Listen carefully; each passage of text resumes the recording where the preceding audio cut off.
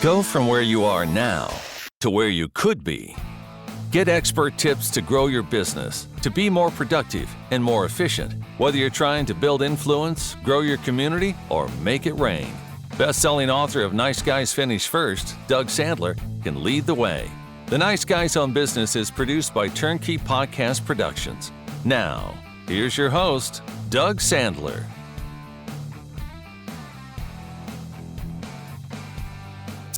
All right, welcome back to the podcast. Now, Saahil Mehta, he doesn't just talk about climbing mountains, he actually climbs them. And then he comes back down and helps leaders do the same in their business and their life. He's a global globetrotter, entrepreneur, peak performance coach, and someone who's built companies across continents while helping high-level leaders scale success without burning out in the process. From the boardroom to the base camp, he's all about one thing: helping you grow faster, stress less, and build a life that you don't need to take a vacation from. I'm loving this conversation that we're going to have. And now, in 11 years with this podcast, I've talked to thousands of guests. I've only talked to, I think, one other that has gotten to scale any cool mountains, but this is going to be a very cool conversation. Saahil, welcome to the podcast. Doug, it's awesome to be here. Glad to chat with you, my friend. And I had a chance over the last couple of years to talk to Marshall Goldsmith, who it sounds like you're one of his I don't want to say disciples. That elevates him to a whole different level. But he's got a level of greatness. He probably could be some godlike figure. But how does that feel to be one of the elite few that is on the top of that Marshall Goldsmith 100 list? Well, look, Doug, before I start, I just want to thank you so much for having me on. Really appreciate it. And for everyone who's listening, if you get value from this, make sure you're going to leave a 5-star review for the Nice Guys podcast. Oh, thanks, Saahil. So I feel very blessed. Marshall, I've had the pleasure of spending time with him, traveling with him while he's gone, going from stage to stage to stage. And the previous version of me, the judgmental version, wouldn't take advantage of that. But the curious version of me, every minute I have with him, I'm just asking him questions. Yeah. And I'm so lucky because he's at a stage in his life where he wants to give back. It's all about legacy. So how lucky am I that at the point in his life where he wants to give back, that's when I'm asking all the questions. So he's happy to oblige and to answer and fill me in. And luckily for me, he saw something. And this is so important because I've come to notice with the clients that I work with, they don't always have confidence in themselves. They don't always feel that even though they're successful on the outside, they've got the lifestyle, they've got the money, but there's still something missing. But he has this amazing knack. He saw something in me that I couldn't see. He saw that potential. And then at some point he says, Saahil, I love what you do. You're on the right track. I would like to invite you to join my 100 coaches community. And I was like, wow, that's such a great opportunity. Mm-hmm.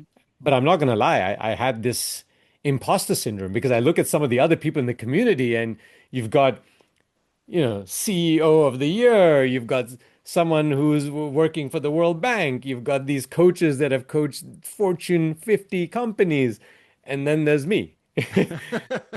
But here's the thing, I saw this and I believe there's a higher force out there, that I was here for a reason. Mm-hmm.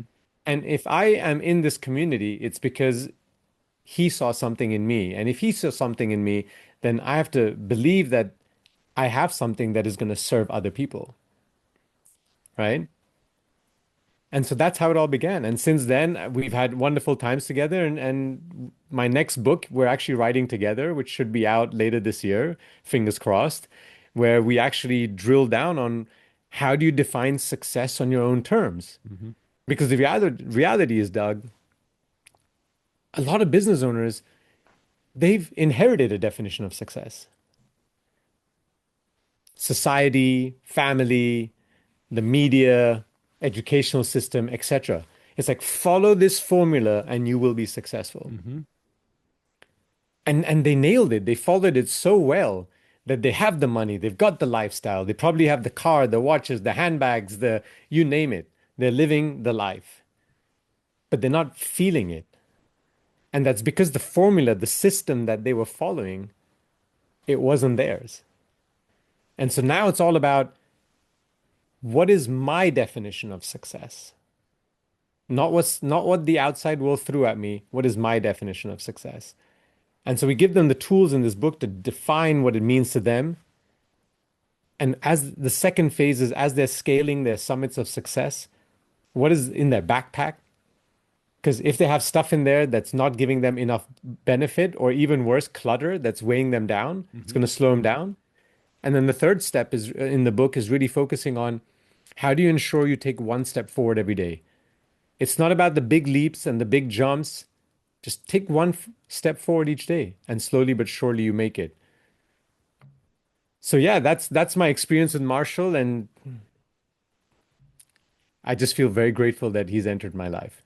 One of the areas that I know that I'm sure that he saw, which was very easy for me to see as I'm doing my research and gathering information so that I can not only have this interview, but understand a little bit about your journey, is there's a lot of people that have overcome hurdles and obstacles in their life to define or get to success, and you've certainly had your obstacles as well as the fact that you've had these mountains that you've climbed and ascended as well. So I know that I've heard these stories from many people about how they overcame the obstacles in their life to achieve greatness. Now, I want you to just share what was your mountain and how did you ascend to the top of that, whether it's literal or figurative, the mountains that you've climbed. So at the age of 36, like many of the listeners here, I I checked all the boxes, right, of success. I had the money, the lifestyle, the family, the car, the big villa, etc. But I didn't feel fulfilled. I was facing challenges with my health. I was having these energy dips, right? And when I say energy dips, at some points there was energy became so low. I was so lethargic. What would normally take me 15 minutes might take me over an hour to complete. Mm. I'm having some relationship issues with the spouse and with the parents, but not big enough where I'm taking it seriously enough. But it's there in the back of my mind. But I just chose to ignore it, right? Just like let me slip it under the rug. Maybe it'll go away. But it wasn't until I didn't feel successful, I asked myself, why, are you just being ungrateful? I mean, you have everything. Why are you feeling like this? And as look deeper inside, and the research that we've done for the book with over 100 business owners has also shown it's this definition of success was inherited. It wasn't mine. And that kind of started me on this journey to understand what it means to me. Because it's the story of the frog in boiling water. They increase the temperature ever so slightly, and so I don't notice the change. So even though my life was getting more and more challenging, which meant in order to get to the success, I'm like, you know what? The belief system is you got to work harder, you got to put in more effort, you got to put in more hours. But what I didn't realize is just by running faster, I was just digging myself an early grave. It was only when through this shift that I went through, my mindset shifted, my assumptions shifted to I don't need to work harder and put in more effort and more hours. I need to work smarter. I need to have better systems in place. I need to have more peace inside and have more clarity so I can be more focused and I don't get distracted by all these shiny objects that keep appearing in my life. And that's what I realized, that you can live in abundance. It is possible. And at the same time, earn more money than you were even earning before. Because the thing that I realized I was becoming is I was becoming a slave to my business. Mm-hmm. And I saw that with my clients as well. Well, so many executives and C-suite leaders, they do live by the motto of working hard. The more hours I work, the more success I will achieve. And the biggest challenge is that they feel like no one is going to be able to do it the way that they do it. So there's a high challenge or high probability that the micromanagement is involved in this. How do you break that spell because I agree with you. I think that social media, the media in general, people listening to other podcasts talking about, they only hear the rosy side of people's life, and they don't hear all of the backbreaking work that they've had to go through and the hurdles that they've had to overcome. They just see success and start defining it. So you're right. I think most people have inherited that definition of success. But how do you break that spell when you first come across someone? It's almost like you can't sell them the idea that they need your coaching services. They need to come to you understanding that they have a problem that needs to be resolved. Is that how it starts, or how do you break the spell? Let's start there. Yeah. And look, for all the listeners who are feeling fulfilled in your life, everything that I'm about to tell you, it doesn't matter. Because if you're fulfilled, I'm not here to judge you. If you're happy in a great place, continue doing what you're doing. However, if you are in a place where you have succeeded, at least by society's measures, but you're not feeling it inside, Hmm. you have to ask yourself why. Because the last thing you want is to keep climbing this mountain only to realize that you were climbing the wrong mountain all this time. You get to the top and you turn around like, oh no, I went up the wrong peak. Yeah. So here's the thing. What if you asked yourself, what does success mean to me? And I'll give you an example. In the mountaineering world, you have something known as the seven summits. These seven summits are the tallest mountains on each of the continents. Once you've conquered all seven, you've conquered the world, Hmm. right? It's just a metaphor. It got me thinking, what if you conquered your inner seven summits? So how about defining the seven most important things in your life? Because success is never one thing. You can't have amazing health and rubbish at everything else. You Yeah. can't be a multimillionaire or a billionaire and have nothing else. You can't have just family and nothing else. Whoever tells you that just focusing on one of those areas and you're going to be fine, that's horse crap, right? I mean, you need to be successful in various areas of your life. And so you might even ask, well, why seven? Why not three? Well, if I told you three, it's going to be health, wealth, and relationships.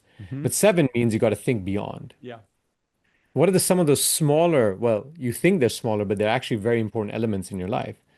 So, for example, in my life, fun and recreation popped up.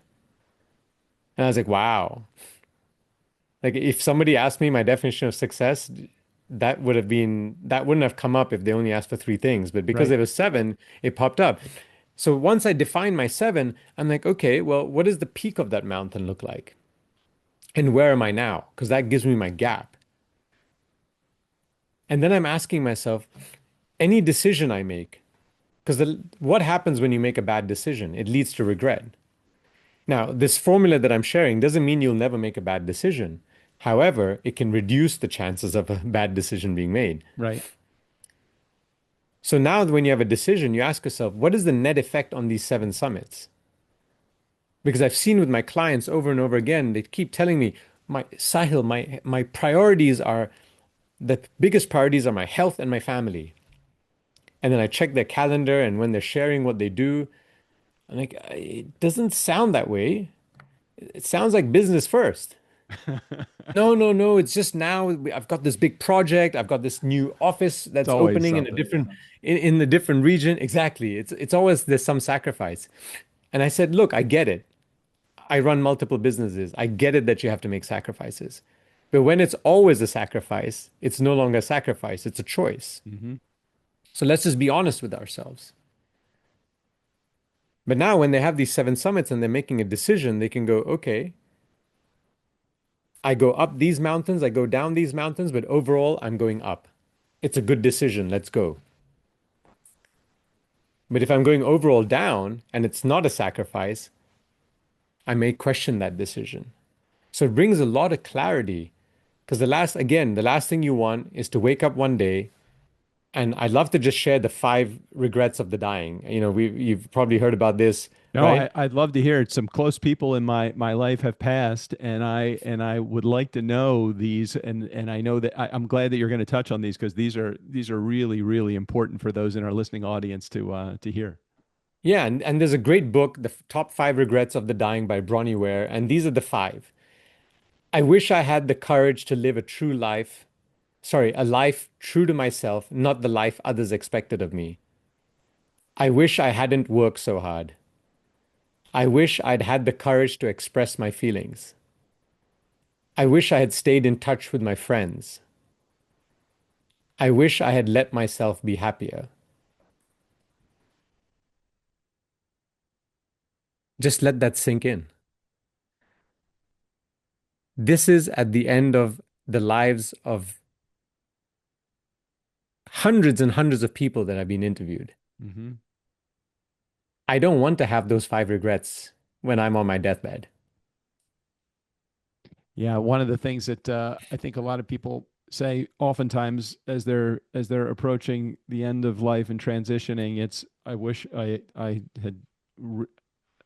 had not spent so much time at the office, or I wish I spent more time with my family. I wish I stayed in touch with my friends. I wish I focused less on money and more on the wealth of relationships, around me. Those are things that are just really hard as you're waking up in the morning. You have a pile of bills that need to be gotten to. You have a team of, and if you're already, making money and you're able to afford your expenses, sometimes it's, I have this team that works for me that I feel responsible for. I need to be there for them all the time. And you're putting yourself, I remember when I was first starting my podcast production business 10 or 11 years ago, I was working probably 70 or 80 hours a week. And my daughter, who was very wise, mid 20s something at the time, said to me, Dad, let me see your calendar. Because she was very similar to what you were saying. She was like, you've got all these business appointments. She says, you don't have any time for yourself.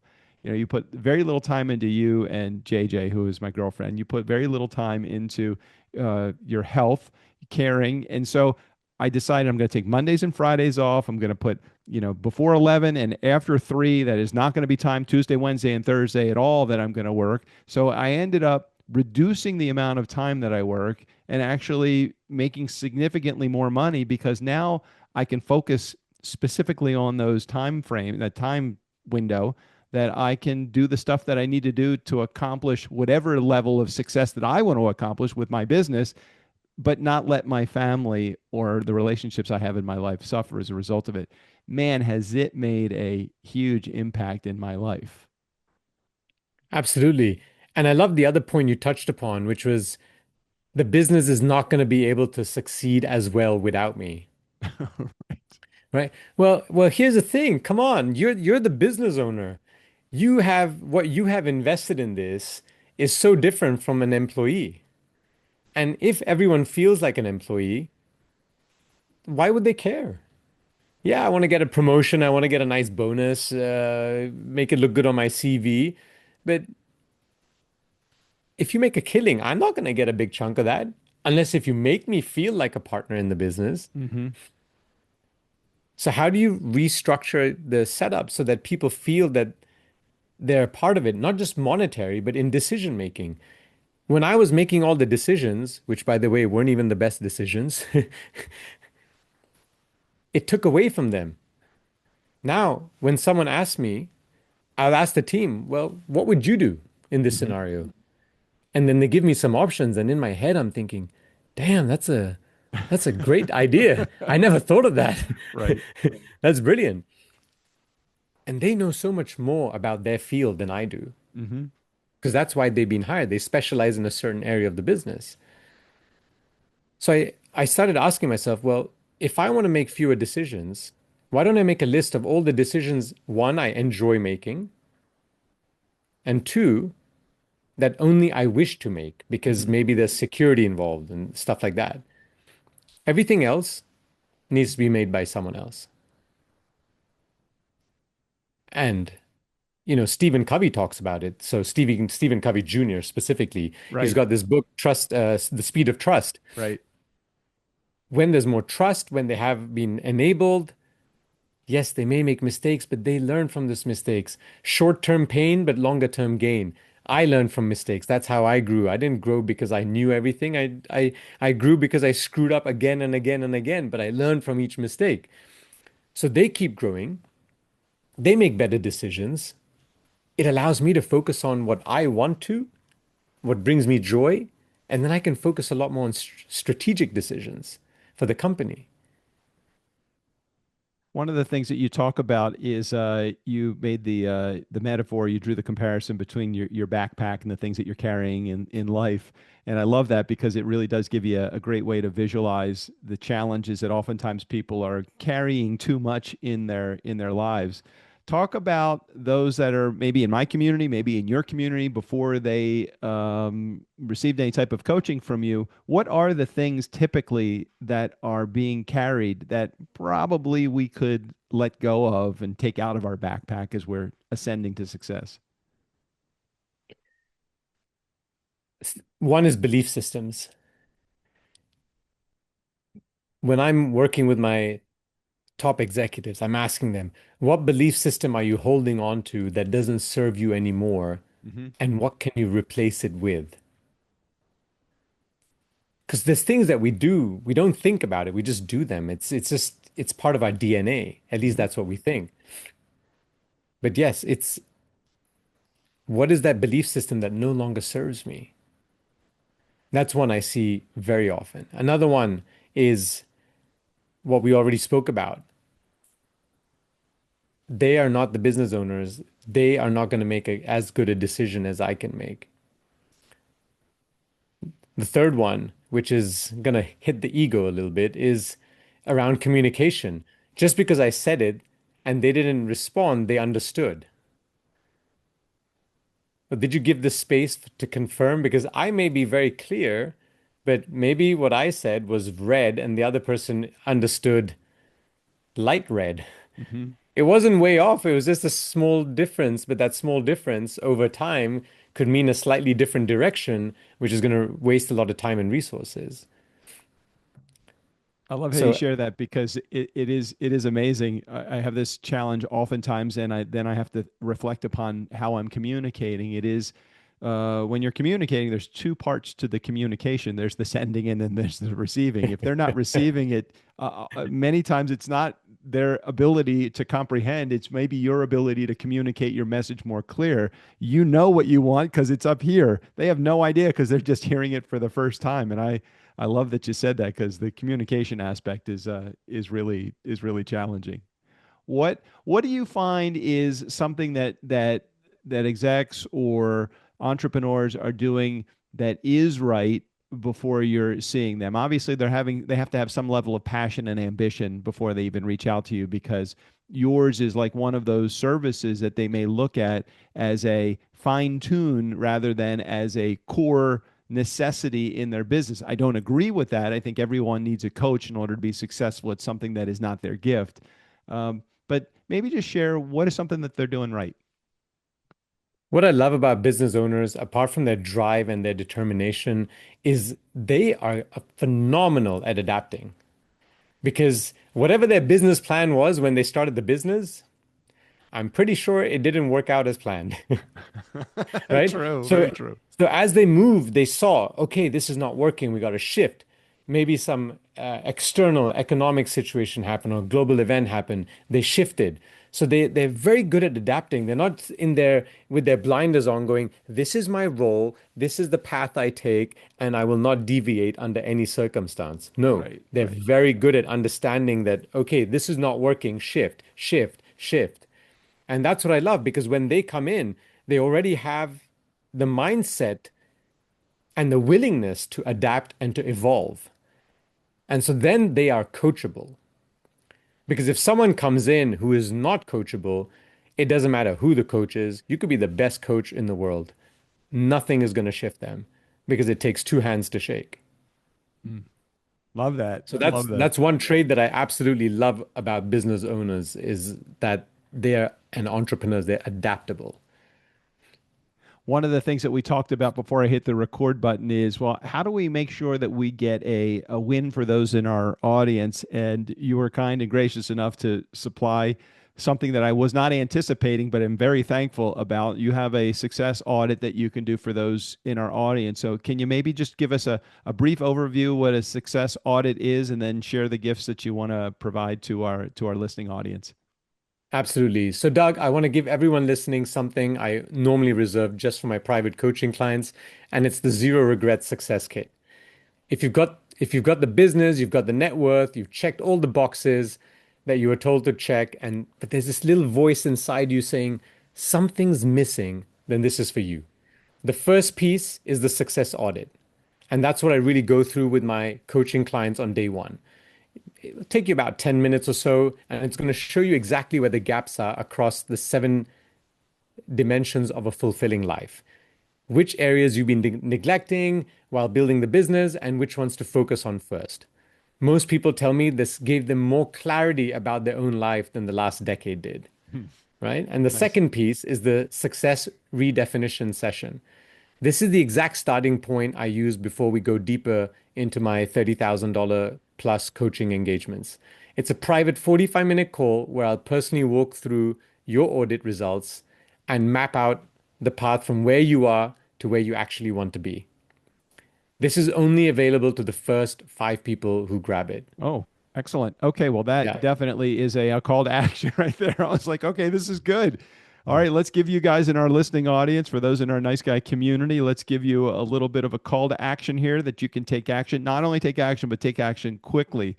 Now, it's a fairly long URL, so just follow over to the show notes. Just click the link in the show notes. It's right next to the wording that says success audit as discussed on the show. You cannot miss it. It's going to be the first thing in the show notes that you'll be able to see.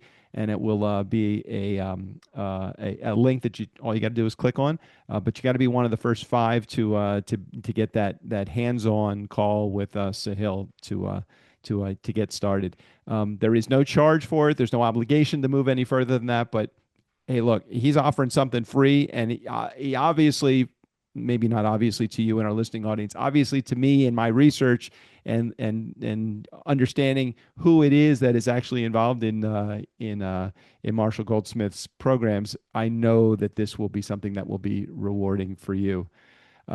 Saahil, before we wrap up, I need to know some personal stuff about you. Tell me, like, you're in Dubai right now. What drives you on a daily basis? I know your clients, your friends, and your family, health, and all of that. But get underneath that. Give me a little bit of the granular stuff. What drives you towards achieving your daily goals? Well, look, Doug, as I mentioned in the beginning, I run multiple businesses. Coaching is one of them. I don't need to do the coaching. I do it because I love to do it. And I love to do it because it's in line with my purpose.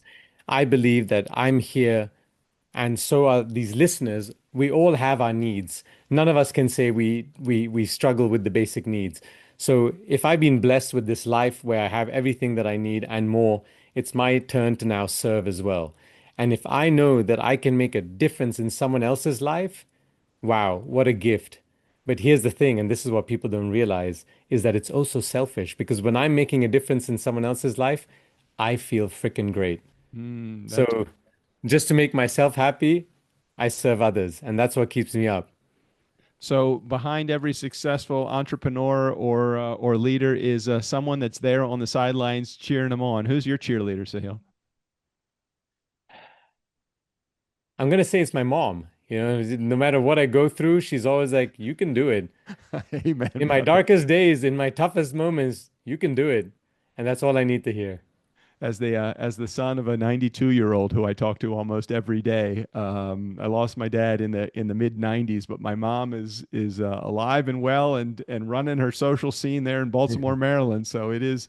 I agree with you. There are some people that are close to me in my life, but holy gosh, my mom is a cheerleader all the way through. She'll see me go through whatever devastating moment that I went through. She goes, "That's all right. Just get up, keep moving, and do it again." So I appreciate that. And God bless your mom, Saahil. That's so good to hear. Thank you. So Saahil, before we wrap up today, let's just review for just one quick second. For those in our audience that are interested, they have the success audit that also is called. There's something you said, living a life of no. What's it called? I don't want to misname it here. Living a life of zero regret. Zero regret. All right, great. So make sure that those in our listening audience, again, take the success audit, live a life of zero regret, get in touch with Saahil through the link in the show notes. Saahil, thank you so much for sharing your message and your inspiration with our community today. It's great to be here. Thank you. Nice Guy community, never underestimate the power of nice. Again, special thanks to Saahil, all of his information, including access to his audit, right there in the show notes. Steve O'Brien, go ahead and take us out of here. Friday advice, and Tuesday interviews with people far more interesting than they are. Fill up your week with the nice guys. Have fun storming the castle.